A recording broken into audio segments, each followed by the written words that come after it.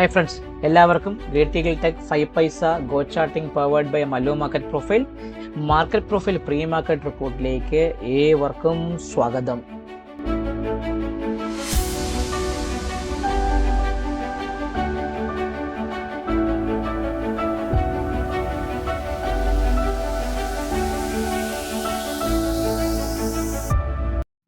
എല്ലാവർക്കും ആദ്യമേ ഒരു നല്ലൊരു ട്രേഡിംഗ് ദിനമായിരുന്നു എന്ന് ആശംസിച്ചുകൊണ്ട് വിചാരിച്ചുകൊണ്ട് നമ്മുടെ മാർക്കറ്റ് പ്രൊഫൈൽ വ്യൂവിലേക്ക് കടക്കാം. സോ ഇന്ന് ഞാൻ കുറച്ച് ദിവസമായിട്ട് എനിക്ക് എൻ്റെ ഈ ഓഫീസിന്റെ ഷിഫ്റ്റിങ്ങും കുറച്ച് കാര്യങ്ങളും പിന്നെ എനിക്ക് ട്രാവലിങ്ങിന്റെ കുറച്ച് കാര്യങ്ങളൊക്കെ കൊണ്ട് വീഡിയോ ഒക്കെ ചെയ്യുന്നത് ചിലപ്പോൾ ഹോട്ടലിൽ വെച്ചായിരിക്കും, ചിലപ്പം വീട്ടിൽ വെച്ചായിരിക്കും. അങ്ങനെ കുറച്ച് കാര്യങ്ങളുണ്ട്. ചില വീഡിയോസിൽ എൻ്റെ ഫേസ് വരില്ല, ചിലതിൽ എൻ്റെ ഫേസ് വരും. അപ്പം ഇടയ്ക്ക് ചില ബാക്ക്ഗ്രൗണ്ട് നോയ്സ് ഒക്കെ വരും. സോ ദയവീത് നിങ്ങളത് ക്ഷമിക്കുക. ആക്ച്വലി നമ്മളെ മാർക്കറ്റ് പ്രൊഫൈൽ പ്രകാരം ഞാൻ ഇന്ന് നിങ്ങൾ നോക്കിയിട്ട് നിങ്ങൾക്ക് അറിയാൻ പറ്റും. നിഫ്റ്റി നമ്മുടെ ഈ 10-20 ക്യാൻഡിലിൽ ബെയറിഷ് റെഫറൻസ് പൊട്ടി first target, second target, almost third target വന്ന് തിരിച്ചു കയറി. ഉച്ചയ്ക്ക് 2:50 ആയപ്പോൾ ബുള്ളിഷ് റെഫറൻസ് പൊട്ടി ഫസ്റ്റ് ടാർഗറ്റ് തന്നായിരുന്നു, ആ ട്രിഗർ ചെയ്ത് ഫസ്റ്റ് ടാർഗറ്റ് തന്നായിരുന്നു. അതേസമയം ബാങ്ക് നിഫ്റ്റി അതേപോലെ നമ്മുടെ 10-20 ആയപ്പോൾ ബെയറിഷ് റെഫറൻസ് പൊട്ടി താഴേക്ക് ഇറങ്ങി ഫസ്റ്റ് ടാർഗറ്റ്, സെക്കൻഡ് ടാർഗറ്റ് തന്നു, തിരിച്ചു കയറി. ഉച്ചയ്ക്ക് 2:40 ആയപ്പം അത് പൊട്ടിയിട്ട് ബുള്ളിഷ് റെഫറൻസ് പൊട്ടി ഫസ്റ്റ് ടാർഗറ്റ് തന്നായിരുന്നു. മിഡ് ക്യാപ്പിനെ സംബന്ധിച്ച് നോക്കുമ്പോൾ ആദ്യത്തെ ഒരു ട്രേഡിൽ വേണമെങ്കിൽ സ്റ്റോപ്പ് ലോസ് ഹിറ്റ് ആയെന്ന് പറയാം. രണ്ടാമത്തെ ട്രേഡിൽ ബെയറിഷ് റെഫറൻസ് പൊട്ടി first target, second target, third target തന്നു. പക്ഷേ അവൻ നിഫ്റ്റിയെ പോലെ അല്ലെങ്കിൽ ബാങ്ക് നിഫ്റ്റിയെ പോലെ അപ്സൈഡ് വ്യൂവിലേക്ക് പോവാതെ അവിടെ കിടന്ന് കളിക്കുകയാണ് കൃത്യമായിട്ട് ചെയ്തത്. സോ നമ്മളെ സംബന്ധിച്ച് നമ്മളെ മാർക്കറ്റിനെ നിങ്ങൾ നോക്കുന്ന സമയത്ത് മിഡ് ക്യാപ്പിനെ കുറിച്ച് പറയുകയാണെങ്കിൽ മിഡ് ക്യാപ്പ് ഒരു പക്ക ഒരു നോർമൽ വേരിയേഷൻ ഡൗൺ ഡേ ആയിരുന്നു. തിരിച്ച് വന്ന് വാല്യൂ ഏരിയയുടെ അകത്ത് IBക്ക് അകത്ത് ആണ് മാർക്കറ്റ് ക്ലോസ് ചെയ്തിരിക്കുന്നത്. അപ്സൈഡ് IB ബ്രേക്ക് ചെയ്യുമെന്നൊരു പ്രതീക്ഷയോടെ കൊണ്ടായിരുന്നു. പക്ഷെ ആ പ്രതീക്ഷയൊക്കെ അസ്ഥാനത്താക്കിക്കൊണ്ട് അവൻ ബ്രേക്ക് ചെയ്യാതെ തിരിച്ച് വീണ്ടും വന്ന് വാല്യൂ ഏരിയയുടെ ഭാഗത്തേക്ക് ക്ലോസ് ചെയ്ത ഒരു മാർക്കറ്റ് ആയിരുന്നു ഇന്നുണ്ടായത്. നമ്മുടെ POC വന്നേക്കുന്നത് 12,532 ഭാഗത്താണ് POC. ഇപ്പൊ ഞാൻ ആ POC തട്ടി ഒന്ന് താഴേക്ക് വരാം. 12,532 ഭാഗത്തേക്ക് ഞാൻ ആ POC ഒന്ന് കൊണ്ടുവന്നിട്ടുണ്ട്. സോ ഇനി നമുക്ക് നോക്കേണ്ടത് നമ്മളെ ബുള്ളിഷ് റെഫറൻസ്. ഞാൻ ബുള്ളിഷ് റെഫറൻസിനെ കുറിച്ച് പറയുമ്പോൾ ഞാൻ എടുക്കുന്നത് 12,736 മുകളിൽ നിൽക്കുകയാണെങ്കിൽ മാത്രമേ ഞാനൊരു ബൈ, ഇന്നലത്തെ വാല്യൂ ഏരിയ ഹൈക്ക് മുകളിൽ 12,736 മുകളിൽ നിൽക്കുകയാണെങ്കിൽ ഞാൻ ഒരു ബൈയെ കുറിച്ച് ചിന്തിക്കും. കൃത്യമായിട്ട് പറഞ്ഞാൽ ആ ഒരു ബൈയെ കുറിച്ച് ചിന്തിക്കും. ആ ബൈ മാർക്കറ്റിൽ എങ്ങോട്ട് പോകും? ഈ ബി പീരീഡിന്റെ സിംഗിൾ സ്പ്രിന്റ് ആയ ഫസ്റ്റ് അത് ആ സിംഗിൾ പ്രിന്റ് ഫില്ല് ചെയ്യാൻ വേണ്ടി വരും. അതേ 12,783 ഭാഗത്തേക്ക് ഫസ്റ്റ് ടാർഗറ്റ് അവിടെ ആയിരിക്കും അത്. അതിനു മുകളിൽ നിൽക്കുന്നെങ്കിൽ 12,825 എന്ന് പറഞ്ഞാൽ ഇന്നലത്തെ പ്രീവിയസ് ഏരിയയുടെ 12,825 ഭാഗത്തേക്ക് വരാനും, അതിനു മുകളിൽ സസ്റ്റെയിൻ ചെയ്യുന്നുണ്ടെങ്കിൽ ഈ ഓപ്പണിംഗ് ഈ ഭാഗമായ 12,885 12,885 ഭാഗത്തേക്കും എന്താണ് മിഡ് ക്യാപ്പ് വരാനുള്ള ചാൻസ് വളരെയധികം കൂടുതൽ. അപ്സൈഡ് റെഫറൻസ് കൃത്യമായിട്ട് ഞാൻ മാർക്ക് ചെയ്ത് വരച്ചിട്ടുണ്ട്. ഇനി ഡൗൺ സൈഡ് റെഫറൻസ് എന്ന് പറയുമ്പോൾ മിഡ് ക്യാപ്പിനെ സംബന്ധിച്ച് 12,480 താഴെ ഞാൻ ഒരു സെല്ലിങ്ങിനെ കുറിച്ച് ചെയ്യുന്നത്. എത്രയാണ്? 12,480 താഴെ സസ്റ്റെയിൻ ചെയ്യുന്നുണ്ടെങ്കിൽ മിഡ് ക്യാപ്പിൽ ഒരു സെല്ലിങ്ങിനെ കുറിച്ച് നമുക്ക് ചിന്തിക്കാം. അത് ക്ലിയർ ആവുന്നുണ്ടല്ലോ. അത് ഫസ്റ്റ് ടാർഗറ്റ് എന്ന് പറഞ്ഞാൽ 12,430 ഭാഗത്തേക്ക് വരാം. ഇന്നത്തെ ഒരു സപ്പോർട്ട് ഉണ്ട് 12,430 ഭാഗത്തേക്ക് വരാം. സെക്കൻഡ് ടാർഗറ്റ് 12,375 12,375 ഭാഗത്തേക്ക് വരാനും, തേർഡ് ടാർഗറ്റ് 12,325 12,325 ഭാഗത്തേക്കും വരാനുള്ള ചാൻസ് മിഡ് ക്യാപ്പിനെ സംബന്ധിച്ച് കൂടുതലായിരിക്കും. ചുരുക്കി പറഞ്ഞാൽ മിഡ് ക്യാപ്പ് ഒരു ഓപ്പൺ ഓപ്ഷൻ ആയിരുന്നു, ഗ്യാപ് ഡൗൺ ഓപ്പണിംഗ് എന്ന് വേണമെങ്കിൽ പറയാം.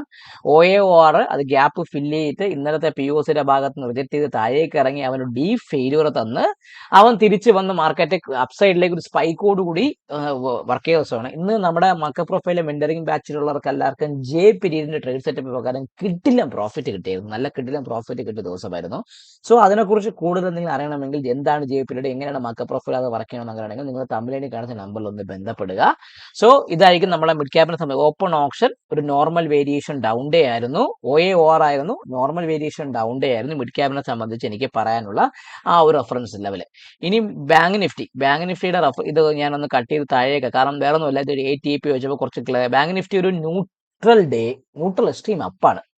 ഒരു ഡീപ് ഫെയിലിയർ വന്നു, ചെറിയൊരു നോർമൽ വേരിയേഷൻ ഡൗൺ ഡേ ആയിരുന്ന പ്രതീക്ഷിച്ച സ്ഥാനത്ത് അത് മാറി മൊത്തത്തിൽ കഥ പറയില്ല എന്നൊരു കളി മൊത്തത്തിൽ മാറി, കഥ മാറി എന്നൊക്കെ പറയുന്ന പോലെ പൊതുവെ ഒരു കഥ മാറി ഒരു ഹെവി ഷോർട്ട് കവറിങ് തിരിച്ച് വന്ന ദിവസം. പക്ഷേ ആ ഷോർട്ട് കവറിങ് സസ്റ്റെയിൻ ചെയ്തില്ല, താഴേക്ക് ഇറങ്ങി വന്ന് അവൻ പക്ഷേ എന്തോ IBയുടെ അകത്ത് വന്ന് ക്ലോസ് ചെയ്യാൻ ശ്രമിച്ചില്ല. ഒരു ന്യൂട്രൽ എക്സ്ട്രീം അപ്പായിട്ടാണ് ബാങ്ക് നിഫ്റ്റി ക്ലോസ് ചെയ്തത്.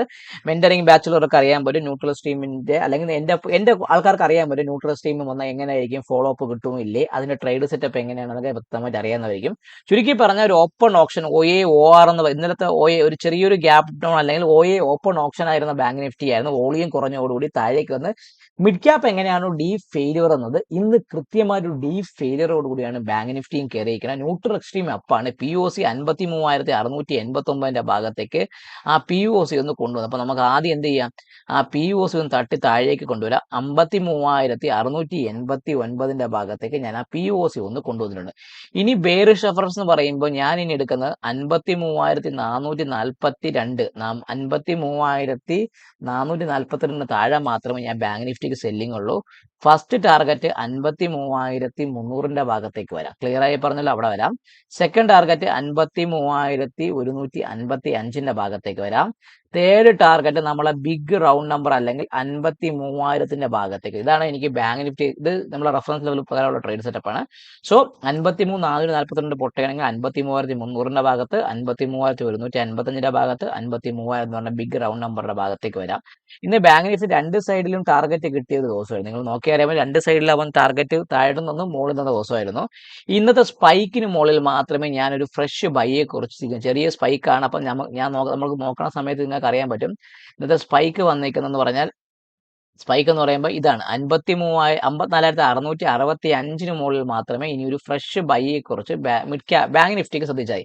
സോ 53,050 എത്രയാണ് ബാങ്ക് നിഫ്റ്റി പറയുകയാണെങ്കിൽ, 50 എത്രയാണ്, 50 ബാങ്ക് നിഫ്റ്റിയെ സംബന്ധിച്ച് പറയുകയാണെങ്കിൽ 54,665 മുകളിൽ സസ്റ്റെയിൻ ചെയ്യുന്നുണ്ടെങ്കിൽ നിങ്ങൾക്ക് ഒരു ബൈയെ കുറിച്ച് ചിന്തിക്കാം. അപ്പൊ ആദ്യം ഞാൻ തട്ടിപ്പൊക്കി ഇതിനൊക്കെ മുകളിലോട്ട് മാറ്റിയിട്ട് ബുള്ളിഷ് റെഫറൻസ് 54,660 54,665 ബൗളിലാണ് ബൈയെ കുറിച്ച് ചിന്തിക്കുന്നത്. അപ്പൊ ഫസ്റ്റ് ടാർഗറ്റ് എങ്ങോട്ട് പോവാം, ഈ ഒരു ഏരിയ എത്രയാണ്, 54,000, ഈ BP സിംഗിൾ 54,810 ഭാഗത്തേക്ക് പോകും, 800 ഭാഗം 54,800 ഭാഗത്തേക്ക്. അതാണ് ഫസ്റ്റ് ടാർഗറ്റ്, അവിടെ ആയിരിക്കും.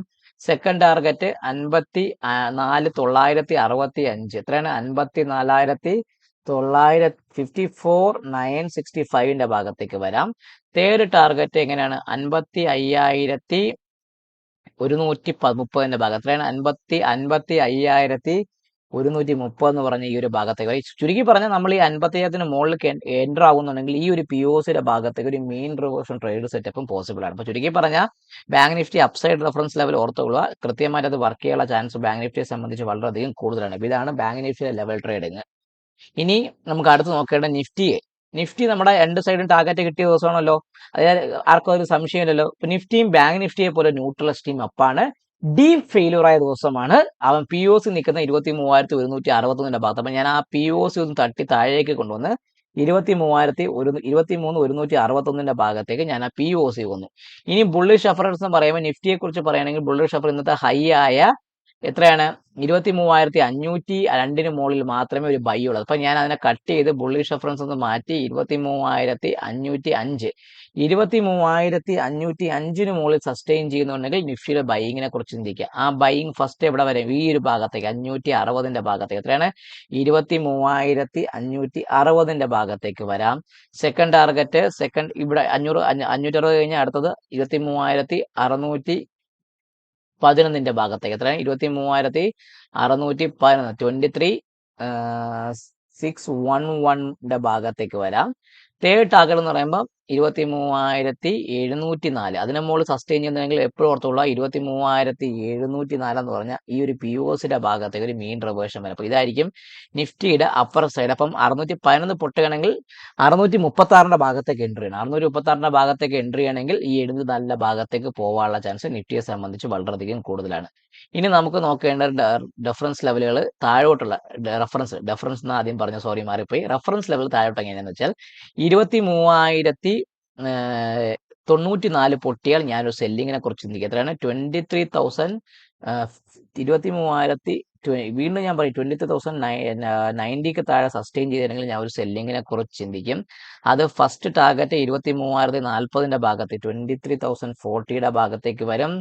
സെക്കൻഡ് ടാർഗറ്റ് അതിന് താഴെ 23,030, അടുത്തത് 23,000, അടുത്ത വരുന്ന ലോ എന്ന് പറഞ്ഞാൽ അടുത്ത ഞാൻ എടുക്കുന്നത് ഈ ലോ ആകുമ്പോൾ 22,955 അപ്പം അടുത്തത് 22,975ന്റെ ഭാഗത്തേക്ക് വരാനും തേർഡ് ടാർഗറ്റ് 22,910ന്റെ ഭാഗത്ത്. അതാണ് പഴയ ഒരു ഗ്യാപ്പ് ഫിൽ ചെയ്യാനുള്ള സമയം. ചുരുക്കി പറഞ്ഞ ഇതായിരിക്കും നിഫ്റ്റിയെ കുറിച്ച് പറയാനുള്ള down side reference level. So 23,90 വീണ്ടും ഒരു സെല്ലിംഗ് ഫിഗർ ആയിട്ട് തന്നെ എനിക്ക് നാളെ അത് കൺട്രോൾ ചെയ്ത് വരാനുള്ള ചാൻസ് വളരെയധികം കൂടുതലാണ്. ഇതാണ് എനിക്ക് പറയാനുള്ള നാളത്തേക്കുള്ള ലെവൽ ട്രേഡിംഗ് പ്രകാരമുള്ള ട്രേഡ് സെറ്റപ്പ്. സോ നാളത്തേക്ക് നമുക്കിനി ട്രേഡ് സെറ്റപ്പ് ഇന്നത്തെ ഹൈക്ക് മുകളിൽ നിഫ്റ്റി സസ്റ്റെയിൻ ചെയ്യുന്നുണ്ടെങ്കിൽ ഈ വാല്യൂ ഏരിയ ഹൈയുടെ ഭാഗത്തേക്ക് പോകാനും അതിന് മുകളിൽ ഈ POCയുടെ ഭാഗത്തേക്ക് പോകാനുള്ള ട്രേഡ് സെറ്റപ്പ് പോസിബിൾ ആണ്. ഇല്ല 23,094 പൊട്ടുകയാണെങ്കിൽ താഴേക്ക് ഇറങ്ങി ഈ വാല്യൂ ഏരിയ ലോയിൽ തട്ടിയാനും അതിന് താഴെ ഈ ഒരു ഡി ഫെയിലിയർ വന്ന എക്സസിന്റെ ഭാഗത്തേക്ക് മാർക്കറ്റ് വരാനുള്ള ചാൻസും വളരെയധികം കൂടുതലാണ്. ഇതാണ് ഒരു ട്രേഡ് ആക്ഷൻ പ്ലാനായിട്ട് നിഫ്റ്റിക്ക് പറയാനുള്ളത്. ബാങ്ക് നിഫ്റ്റിക്ക് ഇന്നത്തെ ഹൈക്ക് മുകളിൽ ബാങ്ക് നിഫ്റ്റി നല്ല രീതിയിൽ ഷോർട്ട് കവറിംഗ് റാലി വരാനുണ്ട്. അത് വേണമെങ്കിൽ ഈ POCയുടെ ഭാഗത്തേക്ക് ഒരു മീൻ റിവേഴ്സൽ ട്രേഡ് സെറ്റപ്പ് പോസിബിൾ ആണ്. ഇല്ല ഇത്തവണ അവൻ 53,440 പൊട്ടുകയാണെങ്കിൽ ഹെവി സെല്ലിംഗ് വീണ്ടും കണ്ടിന്യൂ ചെയ്യാനുള്ള ചാൻസ് ബാങ്ക് നിഫ്റ്റിയെ സംബന്ധിച്ച് വളരെയധികം കൂടുതലാണ്.